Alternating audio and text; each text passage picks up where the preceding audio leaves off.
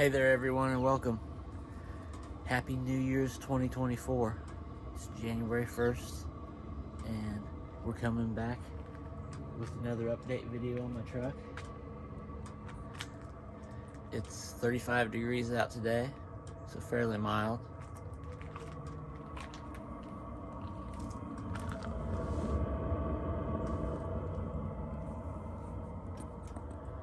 You can hear I got the diesel heater in the back of my truck on. It's been working great. Been warm. I do still have an electrical cord plugged in, but that's just for a battery charger.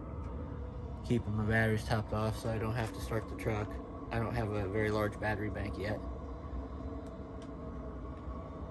But the plan with this video is to pick up where we left off and catch you up all the way through the month of December until right now. And then we're going to have a full tour of what I've got going on with the truck, how far I've come, and what my future plans are. But everything's moved along quite a bit, and I look forward to showing you all of it. So stick around. You heard the button there. But yesterday, I did a little bit of work on some shades just to do a little carpeting. Carpeted this shade, carpeted the back shade. Turned out fairly nice. Now I need to do the ceiling. I hope it goes well. I'm very nervous about doing it. It's one of those things I'm going to feel tremendously better once it's done, but right now I'm just so worried about it going bad, or, spent a lot of time and effort to get to this point. If I put that up there and it goes bad, I don't want to start over. But I'm going to take these two lights down, clip the wires, let the wires hang so that I can make a little slit in the carpet, and I'll put them back up when I'm done. But I'm going to pull my wires down, I'm going to get the carpet out, and I'm going to try to do all the way around this seam. Just the top. I'll do the top.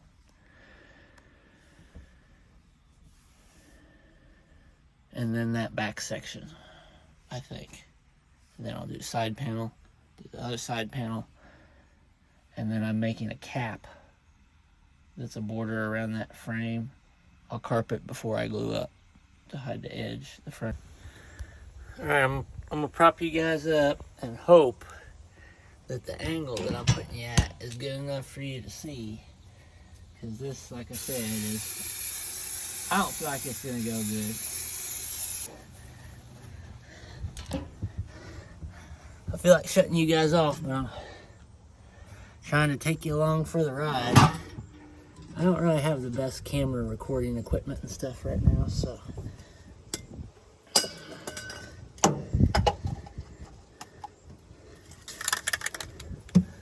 just gonna try not to fuck nothing up too bad, but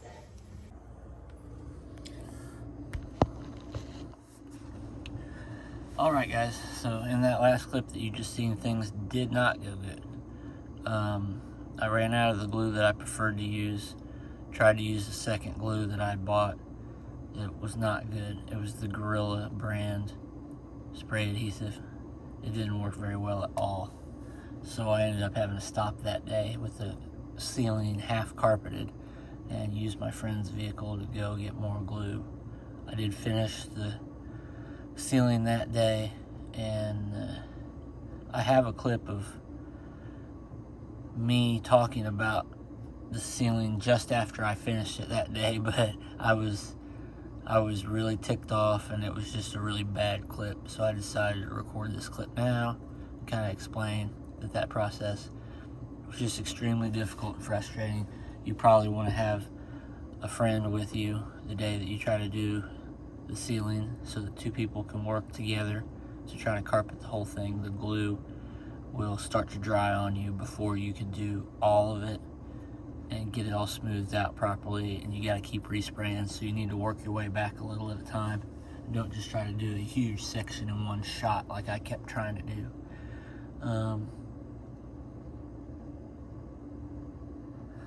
Alright, moving on from here, I'm going to insert pictures of my diesel heater. So here is a picture of it the first day that I got it.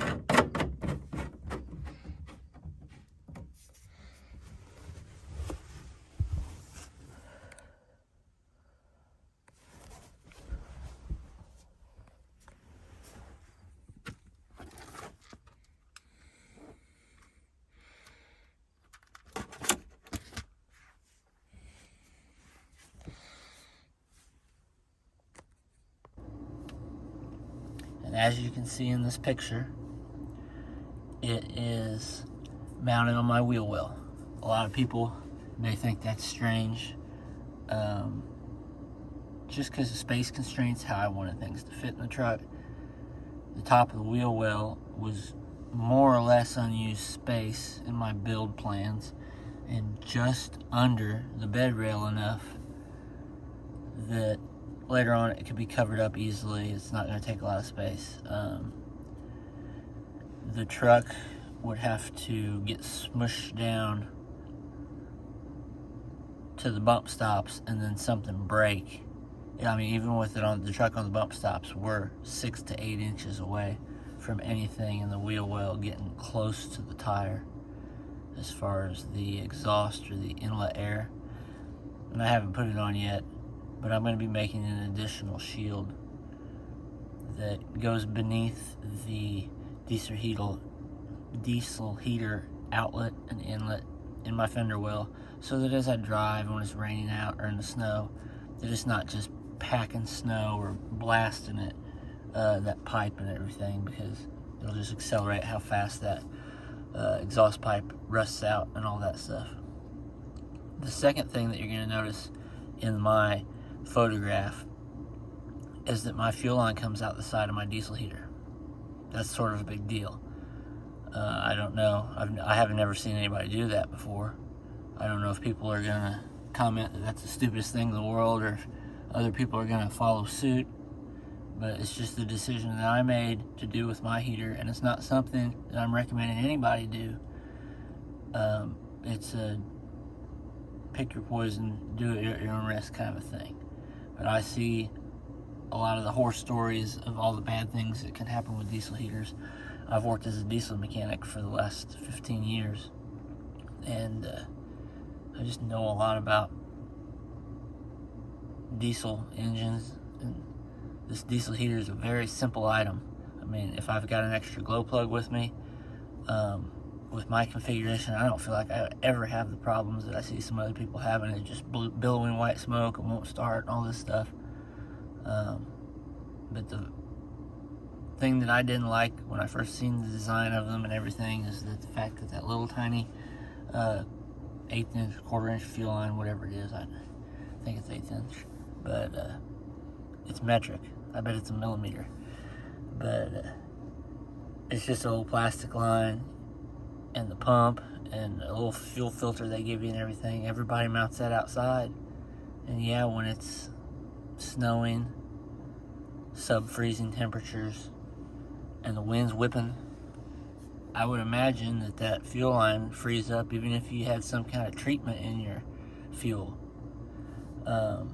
By doing what I did, routing it outside of the case, my fuel lines are going to stay inside with my tank and the pump and all that stuff. I can see it to know when I'm priming it and that it's properly primed, that the fuel's getting right to it, but I'm not just pumping a bunch into the chamber while priming it. I can sit here and hit my controller. I have an access panel now. You'll see that soon. But I can watch my fuel line, and when it gets near the top, I'll stop and give air bubbles time to get up and then kick it in again. And I never dump raw diesel fuel into my diesel heater if for some reason if for some reason I ran that diesel heater out of fuel, which I've already done that once. I need to reprime it. If your stuff's on the outside, I feel like a lot of people end up pumping a bunch of diesel fuel, raw diesel, into their chamber during the priming procedure. Anyway, there's a whole series of pictures here that I'll show you, or I'm inserting now, and they will show you the second stage. The first stage, I've got the diesel heater mounted on the fender with its outlet there at the floor. Started with one outlet, ended up doing a T to split it, blowing front and rear in the truck camper, and the inlet is just open, so it's drawing just the air from that high in the cabin. And that diesel heater was way too powerful in that configuration for this amount of space. In order to make it bearable in here, 3 of the 4 sides had to have the windows open. You could definitely survive, you got plenty of heat. But obviously I needed to get the air intake pulling in cool air without making a hole going to the outside, because I don't want to put that directly drawing somewhere, especially on this side of the truck, from outside, because that's when I would open myself up to risk of carbon monoxide, because the inlet air would now be able to pull in from the same area that that exhaust is at. It's very safe carbon monoxide wise right now because my exhaust is outside, my air inlet's inside, and I don't want to mess that up. But the big thing was putting ducting on the piping. And so here you can see where I started out with some of my ducting. Here's some photographs of that, and I decided to I didn't really know what to buy. When you try to buy diesel heater ducting online, it fairly short pieces, somewhat expensive. I don't want to have a whole bunch of short pieces. So I tried to research something else I could buy at the hardware store that wasn't too expensive. The PVC was too expensive, but it didn't work. And I'll show you some pictures here. And I actually inserted a video clip right here of the pieces afterwards, but it melted. You could smell the PVC, it burned it. Well, it didn't burn it, but the inside of it, you could see it's discolored, and you can see the straight pieces bent. PVC had to be scrapped.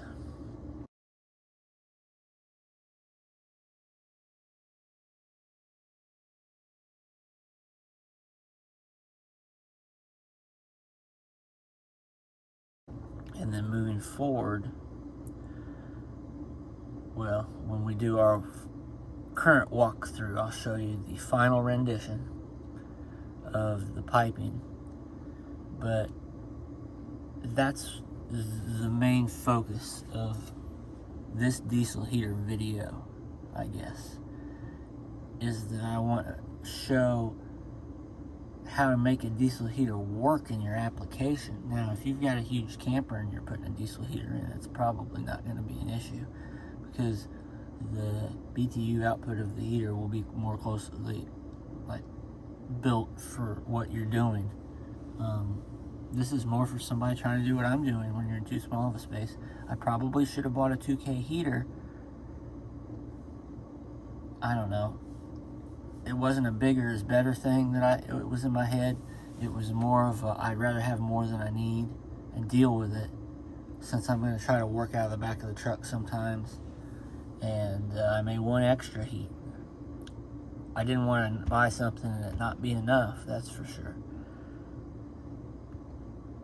But this video is kind of a saga of me trying to figure out how I could run this heater continuously, because it does not shut on and off with its temperature regulation cycle.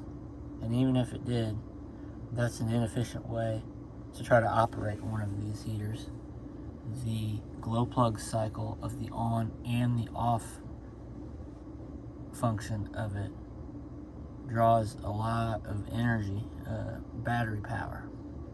So if you're trying to stay, I'm plugged in, I got a charger. Doesn't so much matter for me, but if you're trying to, you want to turn this thing on, you want to leave it running. That's the most efficient thing to do, because when you start it up, it sucks a bunch of juice for the glow plug to start, and when you shut it off, it turns the glow plug on for just as long and sucks a bunch of juice to shut off.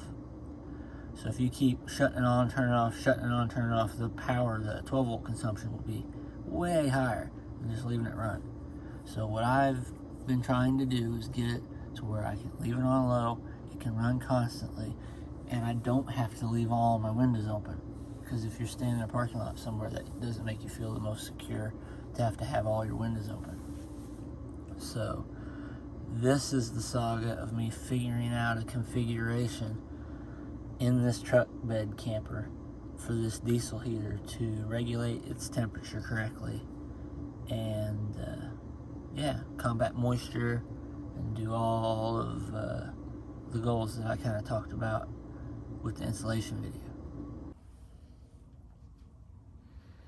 Hey there guys, we're actually on to January 2nd now, so that's why you'll see me in different clothes, but we're still working on the same video to update you back up to real time. And you just heard me talk about PVC pipes melting and that you shouldn't use them in this heater. And here's one of the pieces, and you can probably see from that angle there's a droopy spot in the side of it here. That's where there was a screw holding it up, and yeah, it got saggy on that screw, and it's difficult to tell, but if I sit it down here, you can, that one's kind of harder to see. Let me get this other one. We'll see if this other one looks worse, because I was pretty sure one of them was severe. You could tell when it was bolted in the truck how not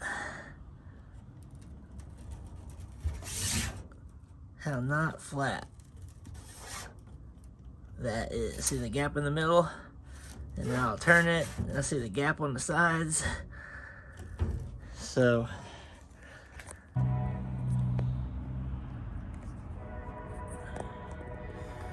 alrighty, so I've made the decision to go ahead, and I'm just gonna catch you guys up and not string it out for another video. So here we are in real time, and I'm gonna open up the back of the truck, and I'm gonna show you what I got in there.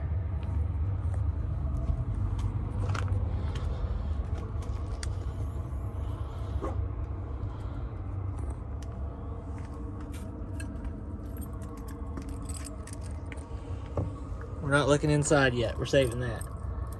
We gotta unlock our tailgate lock, because we've got a lock on our tailgate. Oop, we just locked it, I forgot. We already unlocked it for the video. Tailgate.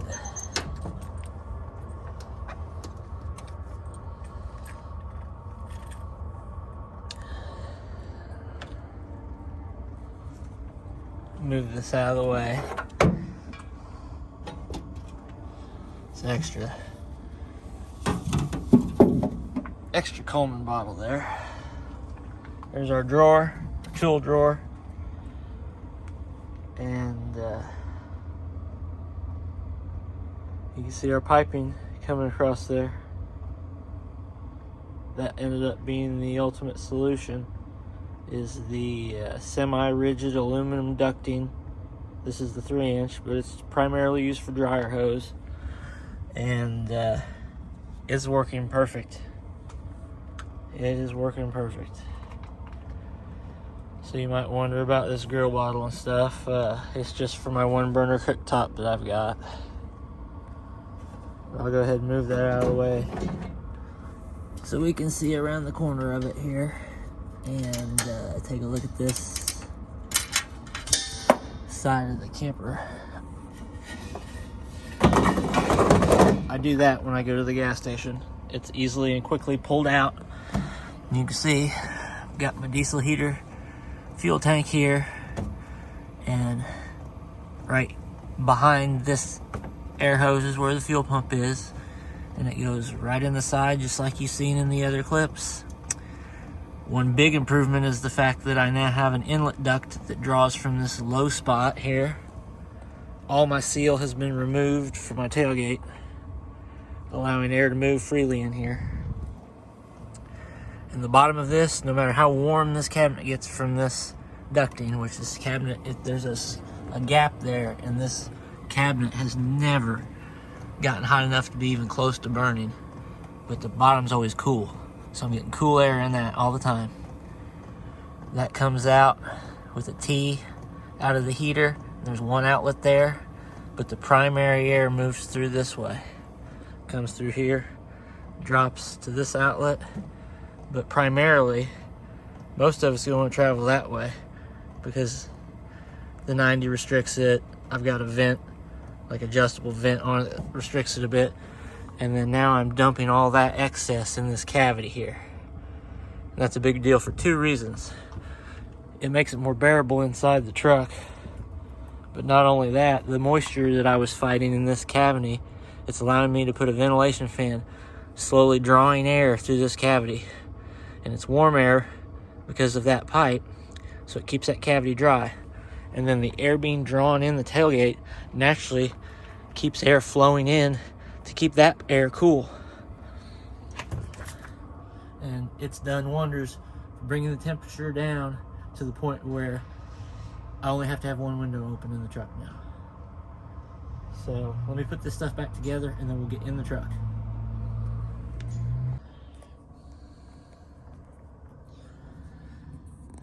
Okay. Here we are back in the truck, and I've made a ton of progress. So we're just gonna start at the back corner and work our way around. But here you go. And please forgive my hair too. I've been wearing my beanie all day, so don't judge me if I got a alfalfa spike. But look at this glorious countertop.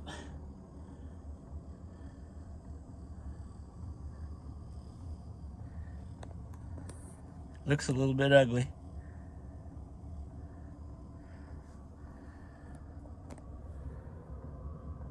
So now I've built this out of the polystyrene foam. I had a lot of it left over. And by building it out of this foam, it's been very easy to make modifications as I've needed to change things.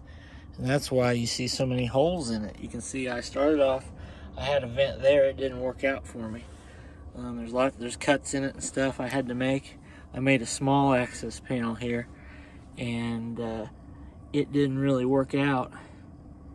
So I ended up making this giant access panel, and there's still a mistake in it. You can see where I got shore power cable stuck through there. I'm going to be getting a desk style flush mount power strip, and that will be my solution for that eventually. But this vent that I mounted here is too low. You can see I got a nice bath mat. So I have like an outdoor rug here. The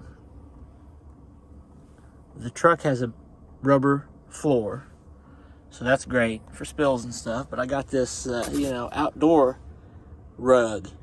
It's cut for the L shape, and that's great for when I come in and take my shoes off. And then I got a bath mat. It's nice and thick, and it's cozy on my feet. It insulates the floor where I keep my feet really well, and if I ever spill something on it, then it's not that big of a deal.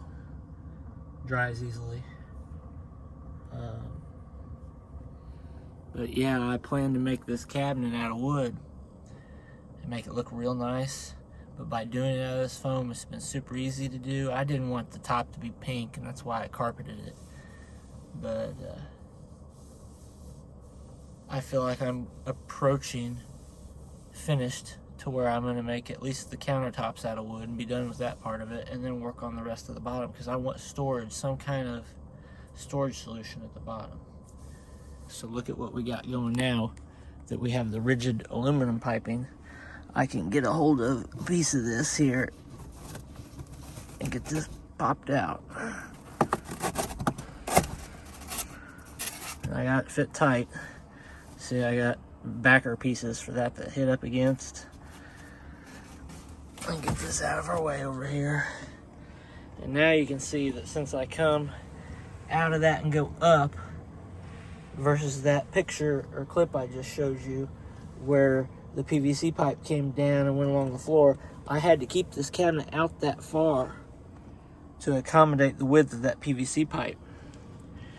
Now, with that up that high, I've made this cut this high in this cabinet, because that's where I feel that, let me see, I can lift, see that stuff will come up. I've yet to make a mount for it. But my plan is, for at this level of the cabinet now, I'm gonna cut inward that way with this cabinet some when I build it out of wood. There will still be a face here, and this outlet will still be at the same spot, but I want to dig into that and make maybe like 6, 3 at the bottom, 3 at the top, however deep that is. I think that's about 4 inches deep. Just 4-inch deep little cubby holes that I can put stuff in the front of this. And then in that picture that I showed you, I'll show a second picture, or that same picture again right now. But you can see where this outlet was, took up a bunch of room with the fittings and stuff. Well, now there's nothing back there. I'm hoping that you can kind of see. I don't think you guys can see anything. Hold on. No, you can't see anything. But the point is that this step out that I put here could now be moved, because that corner needs to still be there because of the grill bottle. But I could come out like, I don't know, about this far and cut in. But I've yet to decide whether I want to do that or not. I hope this isn't, I feel like this video is super shaky, but I'm considering getting a small bar sink and cutting that out here, and then having the option of having a jug underneath there for like gray water for my sink. Now, I don't know. I'm undecided on that. I'll gain more space in here, and I can actually scoot the countertop back a hair. So as you can tell from all of this conversation I've just had with myself while talking to you guys, I'm not yet decided on what I'm building here. And so I'm glad it's out of foam and not out of wood.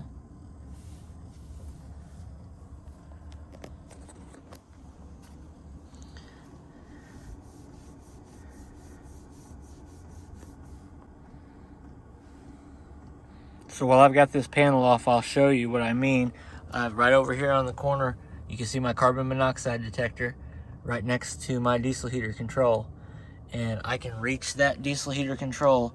And of course, if your diesel heater has been plugged in for a long time, something you need to know is that if you need to reprime that, you need to get to your fuse.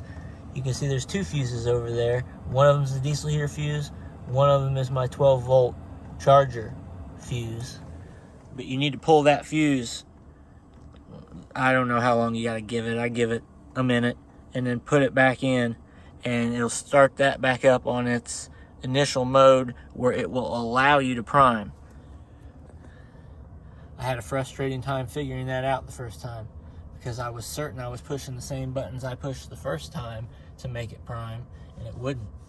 It took me a long time to find somebody on the internet that finally said, oh yeah, by the way, it'll only do that the first so long after you plug it in, so you gotta unpower it, yada yada.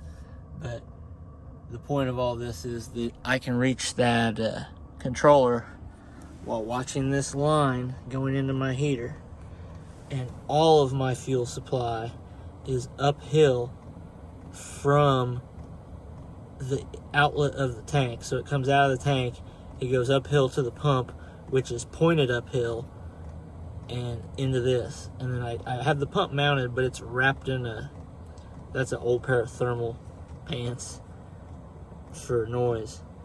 But I can sit here and watch that fuel creep up this line, and I'll see all the air bubbles in it, and I can stop that control and tap this line to work the air out of it, because I feel like it's very important to preventing problems down the road and build up down the road in your diesel heater, that you only inject fuel in it when it's burning. If you over prime it, you fill it with a bunch of raw diesel, then it's got to burn that out later, and I feel like that's where all the sooting and caking up and all the crap comes from. Not a diesel heater expert. This is my first one, but I'm sharing the experience and what I've gone through. But the piping that's under there, doing really well. I've got one window open that far. I cannot put that thermal, I've got a cover there. That's what that is. It's not a shelf. But just like every other window in here, I've got shades that are made to insulate it. I left these only Reflectix just because it makes it easier. And everything's well insulated enough anyway, but all the rest are made from the foam. And so I can take them out. That's probably really bright now. And then I've got storage space in the cab if I don't want to keep, like, especially if I take the back window off. But that I made where you can put it up there. You can see it's the only open window. And we're 75 in here. And that may be a little hotter than I want it to be, but it's better than what it was, because you had to have all three windows open, and it was approaching 80 before. It was really, really difficult to keep it cooled down. I'll show you this cavity here, because you remember I told you I was fighting moisture because there's a cavity that runs all the way down the edge of the bed. This side's all insulated above that line, above the line where the bed is made. But originally, when first built, this wood bed frame went straight all the way across to where it cuts there. There was wood there, you could not see that fender. And because of the condensation that I had in that area, I ended up, the wood started to get like mold on it. And I had a little bit of mold in the truck bed side. And I had to pull everything apart and clean it. And it was a lesson learned. So, this is the controller for my 12-volt fans. That cavity is open all the way through next to my drawer. Let's put this back together first. I really hope this video isn't too bouncy. Just for my ease in editing, I'm trying to keep it as one continuous clip after another. So we're gonna try to roll with it while I do this. You just gotta be careful, you don't want to bust your cabinet by being too aggressive. But yeah, see, that fits in there nicely, and yeah, it's just working fantastic for, you know, insulation. And there's the front heater outlet here, and the back heater outlet. So here at the front edge of my bed, the floor is cut for this storage bin, which is like a dry food storage. And down this side of the thing, you can see there's a long cavity that runs back that direction. And I can use that for storage. And there's also room, I'm not gonna pull this bin up out of there right now. There's room on this side of the bin. So the end of the drawer is right here. Can't put anything back here, but right there I can store stuff. And then, like I said, back this cavity, that's where those fans are, and they're pulling air into my space. So it's keeping a constant flow moving in this direction in the truck. Luckily, where I park at here, the wind's almost always going sideways with my truck, so I can make the wind move either direction I want through the truck. And since that front window is open and that fan's in there blowing this way, then it's drawing through the tailgate and going out that way, and it works out really well. I can actually regulate the temperature. That fan's only at about half speed now. I could crank it up and I'd drop a few degrees. If I had a really, really windy day, I might have to crank it down a little bit. But that's how all that's working. The other side here, I've just got a cheap 3-drawer dealy whopper for my clothes. I got a trash can in the corner, and I wanted to be able to store stuff on the trash can, so I just took a little piece of foam here that I lift up when I need to throw something away. Obviously, I cut ahead. I have a video of me working on doing this insulation on this side panel. Or not insulation, pardon me, carpet. But I just decided it was the new year, and I wanted to catch up on all that old stuff and just get to where I'm at now so that I can record a video and put it right out, because I have a lot of big plans coming up. As you can see, as I've panned around here, I've got quite a comfortable living space set up now, just like I talked about. So now I need to buy some of the convenience items I plan on adding. And some of those items may take a little consideration in rebuilding some of this, because I've kind of gotten ahead of myself. I need a 12-volt refrigerator, so I've got to get that. I need a portable toilet, because the reality is, when you're out on the road, you don't have somebody's house you're staying at, you're going to need to go to the bathroom. I don't like this 12-volt fan. I need to get another one, a different setup. And the power strip that I talked about a second ago. So all those things, I want to do the work, do a better job of recording, make sure that I'm recording in widescreen as I'm doing now, so that you guys don't have to continue to watch skinny clips of the video. And record that video, get it right out, instead of it being something I have to edit together a bunch and clip together stuff that's from 3 months ago. But I hope you've enjoyed today's catch-up video. I hope you've had a happy holiday and a good new year. Whoa there, I almost got a little bit ahead of myself in that outro. Before I left you with this diesel heater video, the last things that I wanted to make a point of was that I'm happy with it. I'm happy with the diesel heater, and I do recommend, you taking the chance of buying one for the price that they are. I don't see how you could go wrong.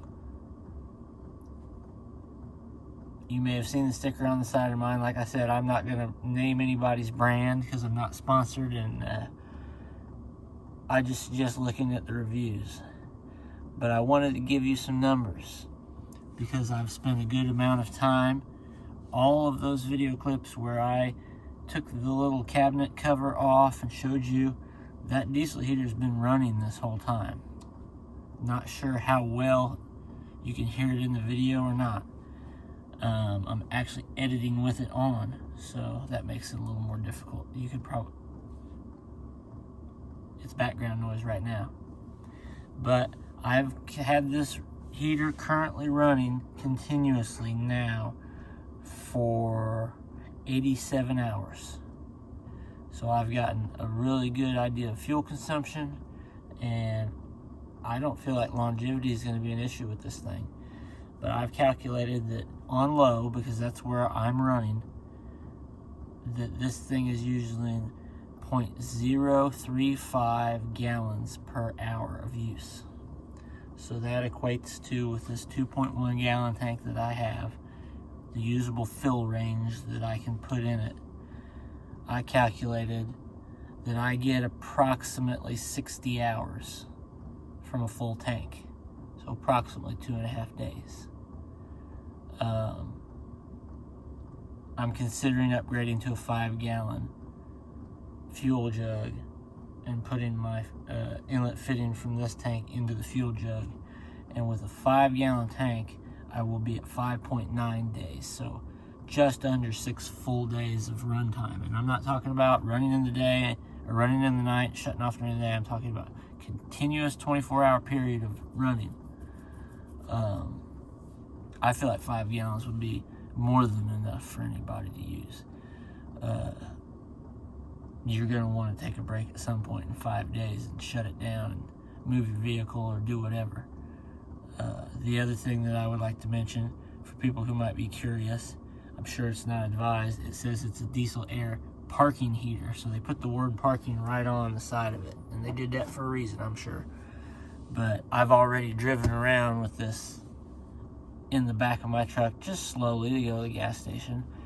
And as long as the fuel level is high enough in the tank that I don't think it'll splash around and end up putting an air pocket into the fuel pump system, I don't see any problem with driving with it on, as long as your exhaust is secure and your air inlet's secure, everything's set up properly. I mean, at your own risk kind of a thing, but I have used it while driving. So once again, as I started to say a minute ago, I hope you had a good holiday, a happy new year.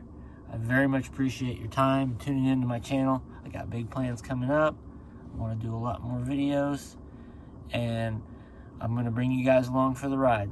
If you give me a like and a subscribe, I really appreciate it, and we'll catch you next time.